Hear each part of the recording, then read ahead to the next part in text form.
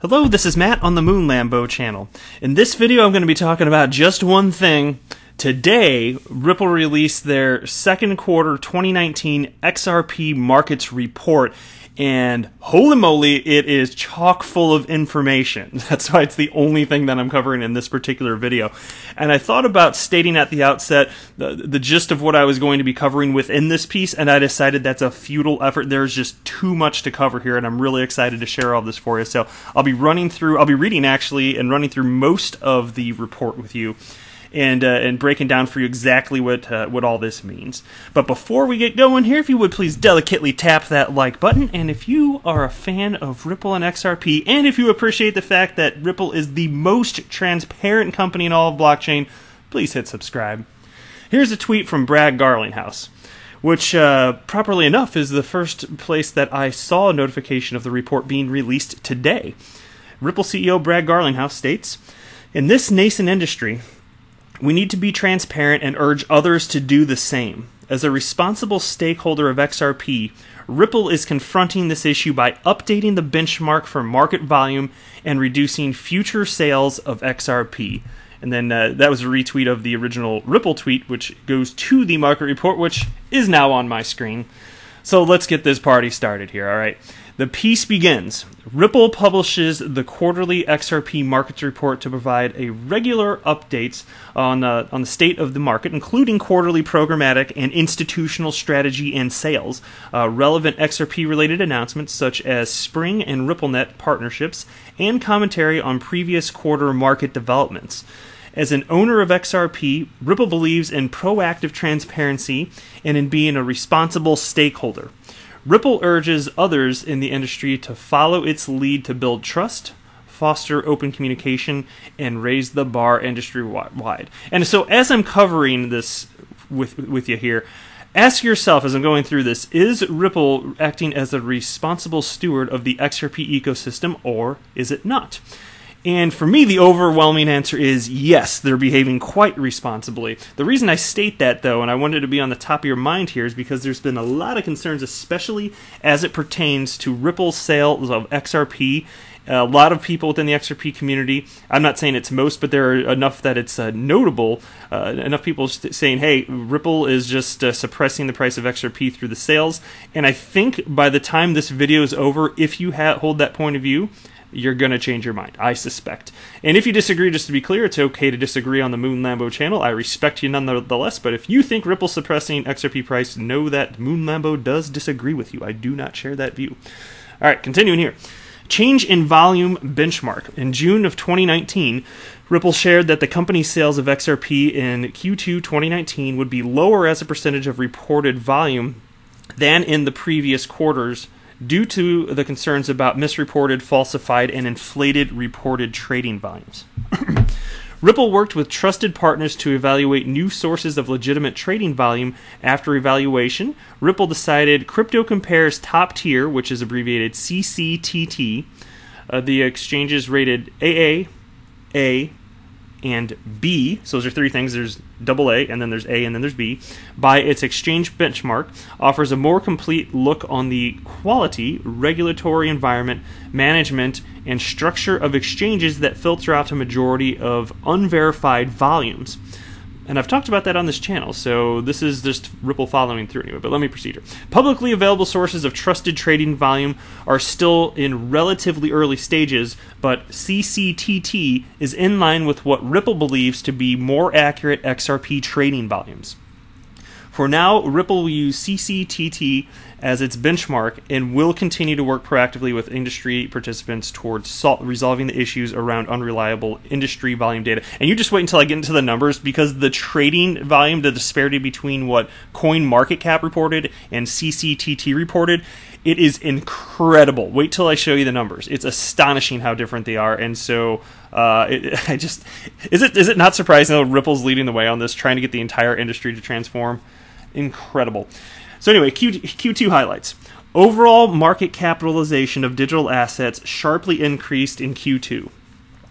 Ripple sold 251.51 million XRP in second quarter 2019 and is substantially reducing future sales of XRP. Did you guys catch that part? Substantially reducing future sales of XRP. And we're going to get to why a little bit later in this report. But for all of you that are concerned, hey, XRP just being unloaded by Ripple, it's hurting the price. Guess what? There's more on this, and they are reducing sales. But check this out.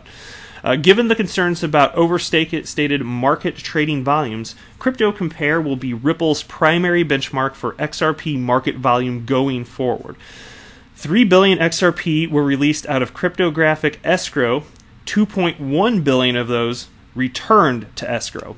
XRP is now listed on over 130 exchanges worldwide. That's astonishing to me because when I entered the crypto space in November of 2017, I'm going from memory here, but I think XRP was only being traded on somewhere in the neighborhood of 50 exchanges. So, and that 1 year and 8 months roughly, wow, 130 exchanges, not taking it. Now let's take a look at some of the numbers here. Here are the sales, Ripple's sales of XRP. There are institutional direct sales and there are programmatic sales. Let's just take a look at the total. I don't need to break it down. This video is already probably going to be long enough because of how much content's in here. So total sales for Q1 from Ripple, 169.42, and these are in millions. So it's, again, quarter one, 169.42 million in millions. Quarter two, 251.51, also in millions. So yes, in terms of actual quantity of XRP and in terms of dollars, it did in fact go up. All right. Now here's the global volume of XRP. Take a look at this here. Here we go. ADV XRP dollars in millions. So first quarter was 595.28.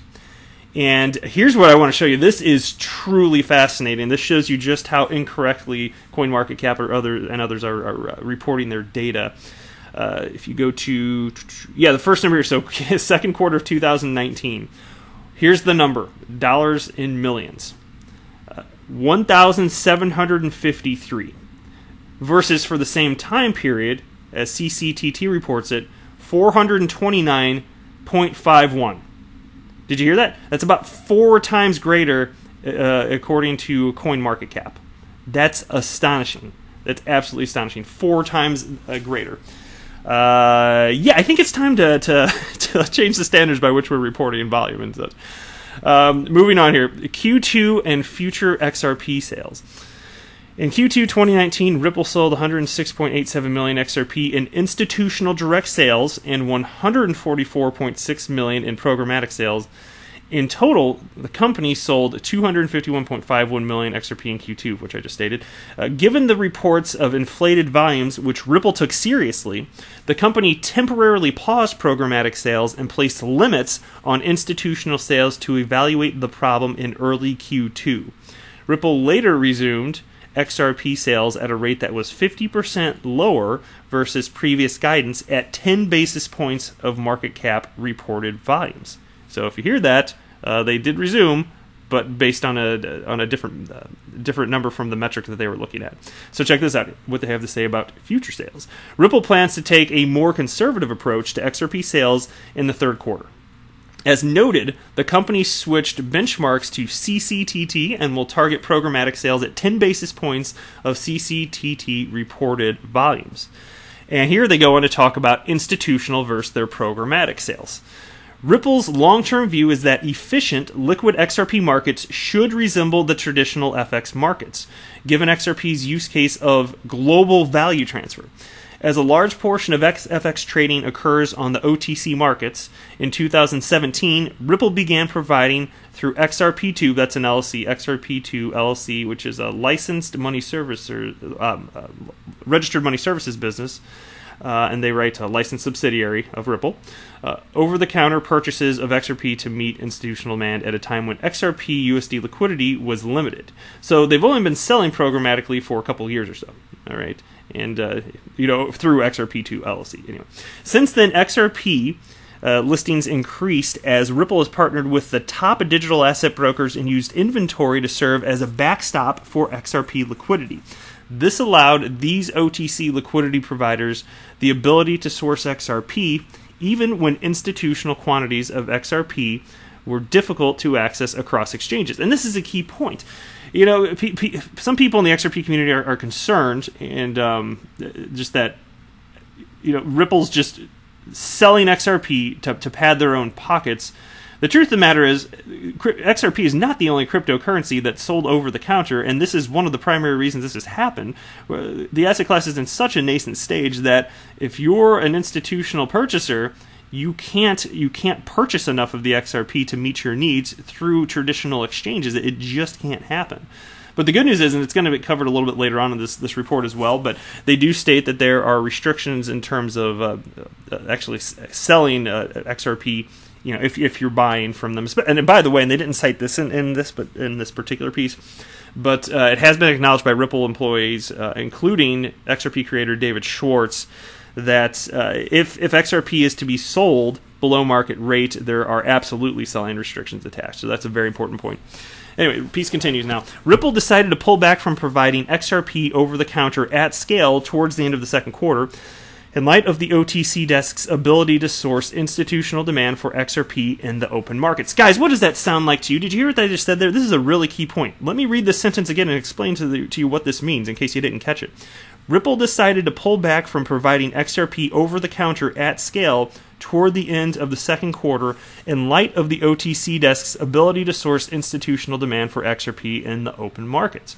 So the whole premise that some put out there is that Ripple's just unloading everything that they can. Well, no. As you can see here, as they're announcing, they're taking a measured approach to this, and they're reducing less, because what they were doing as responsible stewards for the XRP ecosystem is if they're seeing that there's an institution approaches them with a specific demand in terms of quantity, what they're looking to purchase, if that need can be met by the market reasonably, then they won't sell. Do you see what they're saying here?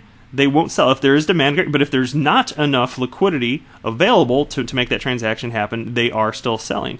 But they found that they've been able to pull back from providing XRP over the counter at scale towards the end of second quarter. That is a very important point. Be aware of this. And Ripple doesn't have to tell us any of this. They are super transparent, and I find this incredibly impressive. And they're leading by example from my perspective. So let me proceed now. Going forward, Ripple plans to focus institutional sales on markets where the on-exchange liquidity for XRP is insufficient to meet institutional demand. Ba-bam. Look at that. Again, going forward, Ripple plans to focus institutional sales on markets where the on-exchange liquidity for XRP is insufficient to meet institutional demand. So all this talk, unless you think that Ripple is lying to your face, and then I just can't help you. If you believe that they're lying to your face, then they're just unloading XRP to pad their own pockets and this and that. I mean, that's a claim that you'd expect someone like Tone Vase to make. You'd expect Tone to make that. But that's not really what's happening. And if you can find evidence to the contrary, let me know. Because I'm not here to blindly cheerlead Ripple. I am here. I'm acknowledging facts, and I have an opinions based on the facts available to me. I always reserve the right to change my opinion, but unless you can prove to me they're lying about this stuff, what are you doing? That's kind of my stance on it. And then they talk about programmatic sales here. Ripple's programmatic XRP sales have been done with the goal of minimizing market impact. Did you hear that? Geez, is Ripple just selling their XRP all willy-nilly, or are they really taking a look at the health of the XRP ecosystem? They stated right here. Their goal is to minimize our market impact. The company did this through limiting XRP programmatic sales to what it considers a small percentage of traded volume, which was executed across multiple exchanges. Ripple relies on programmatic sales partners who mainly execute trades passively. Their trading volumes do not vary based on changes in the price of XRP, but they do increase as overall XRP trading volumes increase. As discussed earlier, because of misreported trading volumes, Ripple has changed its sales strategy and benchmark for third quarter and will continue to closely monitor the situation. Now here's on to escrow activity. Check this out. Second quarter 2019. This is good stuff here. 3 billion XRP were again released out of escrow, 1 billion each month. 2.1 billion XRP were returned and subsequently put into new escrow contracts. The remaining 900 million XRP not returned to escrow are being used in a variety of ways to develop use cases for XRP, including Spring Initiatives and RippleNet partnerships, such as MoneyGram. All figures are reported based on transactions executed during the quarter. So when you're asking yourself, is Ripple being a genuinely good steward of the XRP ecosystem? Are they really making sure that the whole world of XRP stays healthy? Look at how they're taking the proceeds from the sales, and they're also using some cash money to do some of this. They did cite that as well.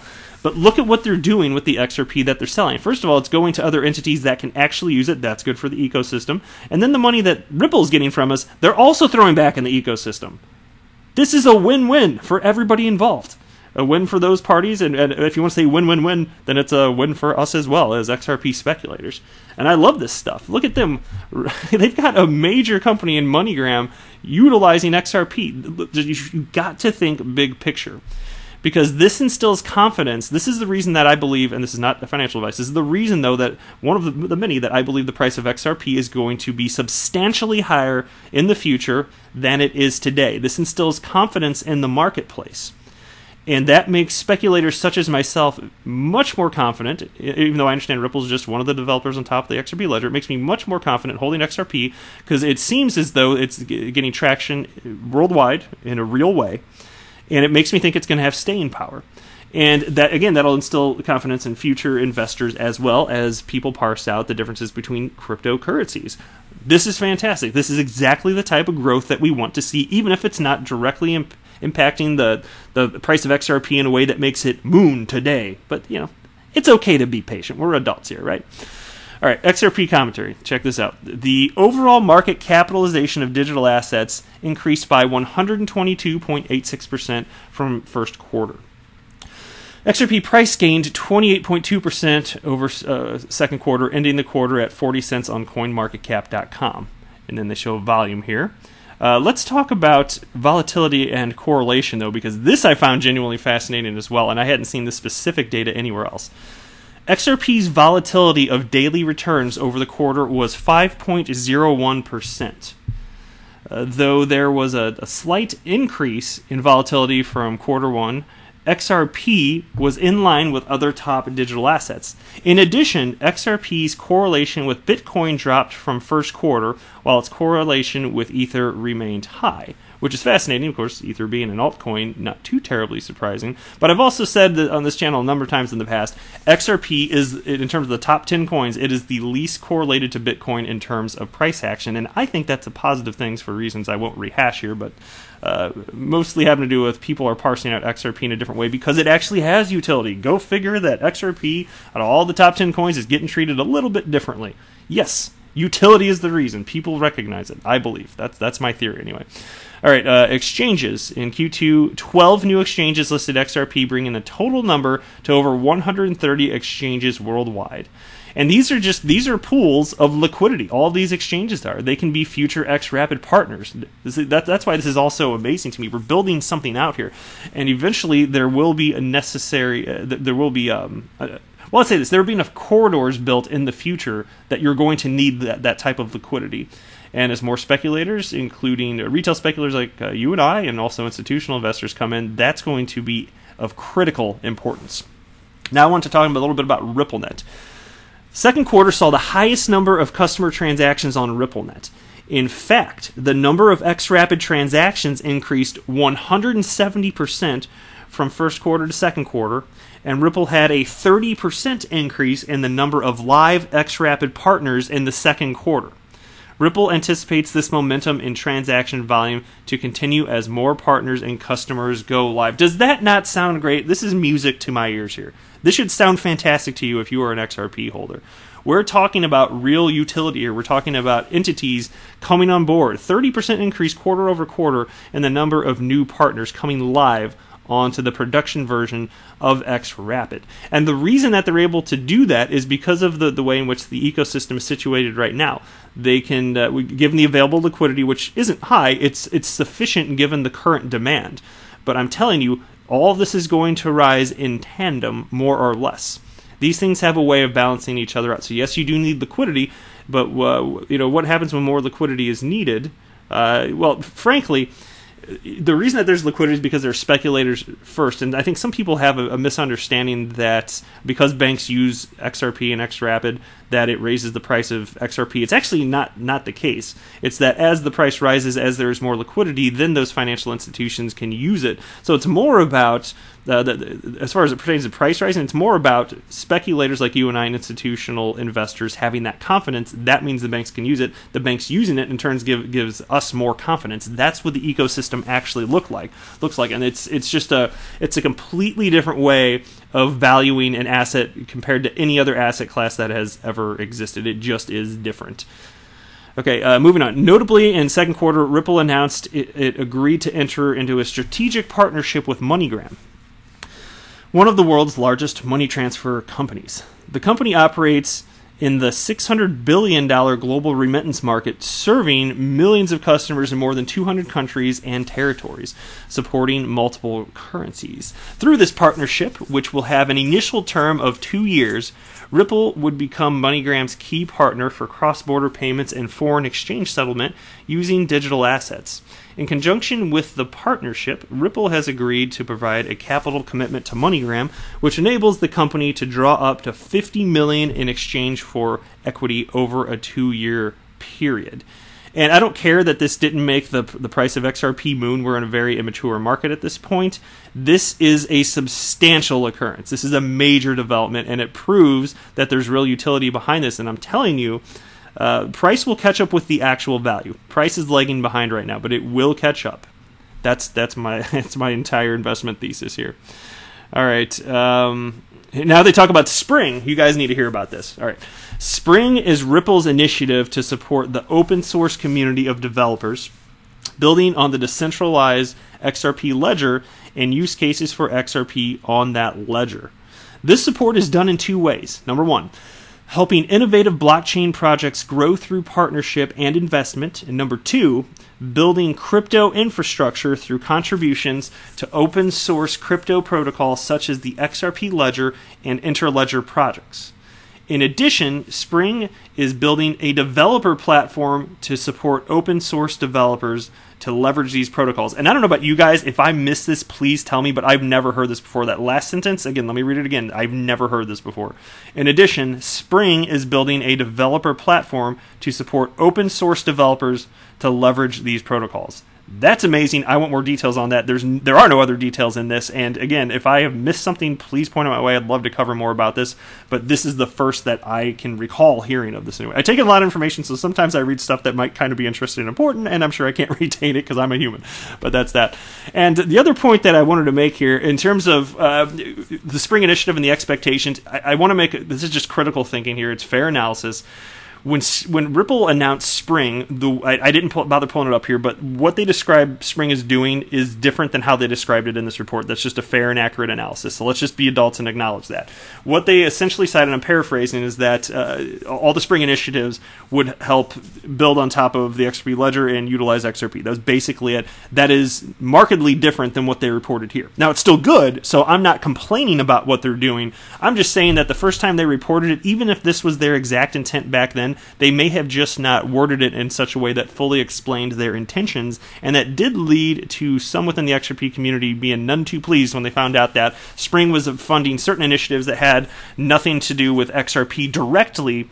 But Ripple's belief is that indirectly it will affect it because it's all about the ecosystem at large, especially as it pertains to Interledger. And consider that Coil, funded through the Spring Initiative, yes, uses XRP, but just as an example, it also uses Interledger protocol. So all this is tied together, and the more you can get adoption of actual Interledger protocol, the better it will be for XRP if you believe that XRP is good at moving money around the world. And let me tell you, I do think that. Okay, I think there's sufficient evidence for that case.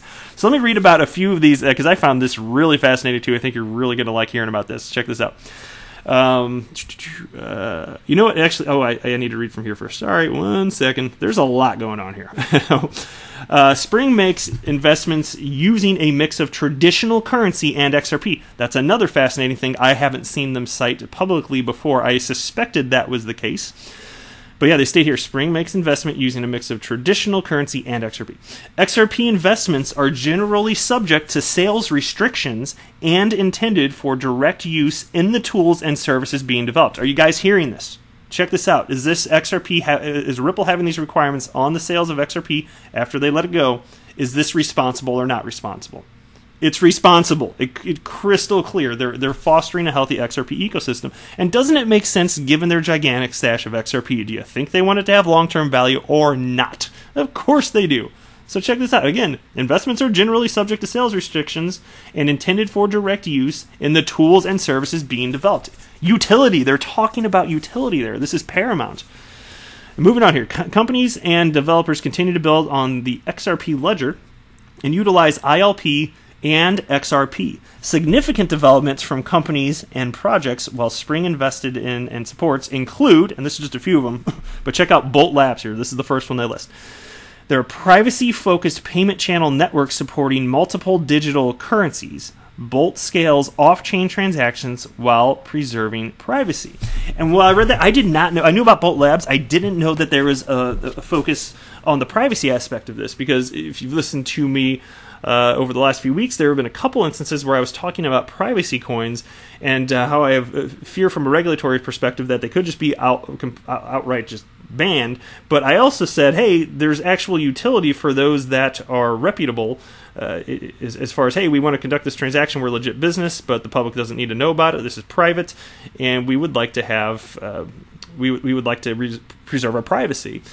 And so it looks to me, and I'll have to learn more about this, but conceptually what got going in my mind is I was like, okay, so there can be a solution to this where you can utilize cryptocurrency, but you can have individual instances where if you know that you want to have a legitimate transaction, but you want to maintain its privacy, you actually can do that through technology built on top of blockchains and built on top of the XRP ledger. That is a cool concept, and I hadn't really thought about it in terms quite like that before. Because I'd only played with the ideas of, okay, privacy coins like Monero and Dash versus having a stable coin that's explicitly private, and then would that even really solve the problem? You've got like a centralized solution there. But if you can monitor the ends of these transactions, the sending and receiving ends, maybe this is an actual solution. So it's just an interesting concept. I haven't thought about it too much beyond that, but I wanted to share my initial thoughts with you. And I didn't know that's something that would come up in the XRP markets report here today, but there we are.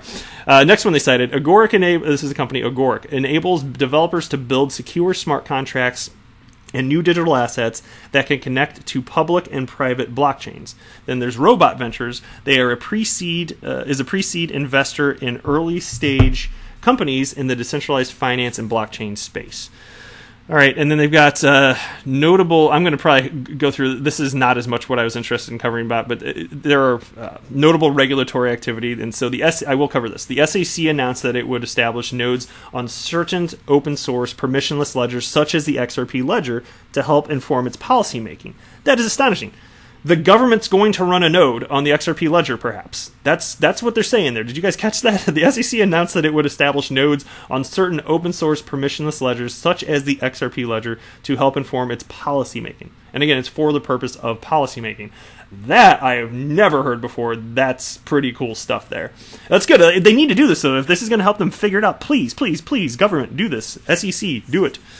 Here's another point on regulatory activity. The UK's Financial Conduct Authority analogized XRP to Ethereum, which it recognized was a hybrid utility/exchange token, not a security token. Do you hear that, WireX CEO? WireX CEO, you reading this? Not a security. You know, I think I can skip through most of this. This has to do with technology companies entering the space, and I knew this video was going to be somewhat lengthy, but if I'm going to sufficiently cover this, it just has to be. That's the only way to properly do this. Increased institutional... This was cool, too. Okay, I will read this. Increased institutional interest. Digital assets experienced increasing levels of institutional interest over the past 3 months. Last quarter, futures trading and other crypto derivatives were widely discussed as the market capitalization of digital assets increased. CME reached a record high for Bitcoin futures, and Bakkt announced plans to begin testing its future contracts. And this is part of the name of the game in a very big way, a very, very, very big way. Increased institutional interest. This will result in, this is one of the things that's going to result in the entire asset class of crypto, which is now a mere few hundred billion. It will go into the trillions, and we're here first. We got here before institutional money did. We got here before Wall Street. We got here before everybody. This was a retail-driven phenomenon. Retail created a new asset class. That's effectively what happened here. That's astonishing here. And it says, banks continue to bet on crypto and blockchain. Established banks continue to show interest in blockchain and crypto as they build their own private blockchain solutions and tokens. Last quarter, a group of 14 financial firms led by UBS, including Barclays, Santander, and Canadian Imperial Bank of Commerce, created Finality International to aid in the development and launch of a utility settlement coin to improve cross-border payments. JP Morgan announced that it will start customer trials of its JPM coin with corporate clients, and Goldman Sachs said the bank is doing extensive research on asset tokenization and stablecoins. So they're stating facts there. I was kind of hoping that Ripple would share their opinion, because they share a number of opinions in this piece. They don't share their opinion on what that means, so I'll share mine. As it pertains to these particular coins, they are walled gardens, and they cannot interoperate with each other. You need a bridge currency, hence XRP. And there are just, I don't even know how many banks on the planet. There are tons of banks. Most of them are small banks. Most of them are not going to have their own coins. Most of them are not going to be in these walled gardens, so there will always be a tremendous need for XRP. But if these bigger banks want to create their own little walled gardens and interoperate with themselves and have instant settlement amongst just their little networks, well, that's fine. If there's your utility there, I do not begrudge them. I'm just saying that it's not a global solution, and it is not, and it never will be. All right, going down here, I can skip over that. There's just a regulatory stuff having to do with the Americas and Europe, and yeah, you know what? Let me just read down to the conclusion, because this stuff, it's not the most pertinent stuff. Most of what I really wanted to cover, I've already covered, and it was towards the top. So I will just cap off the content here by reading this conclusion in the report, and it states: second quarter was marked by increased regulatory activity, landmark partnerships, and high-profile announcements from new entrants and key industry players.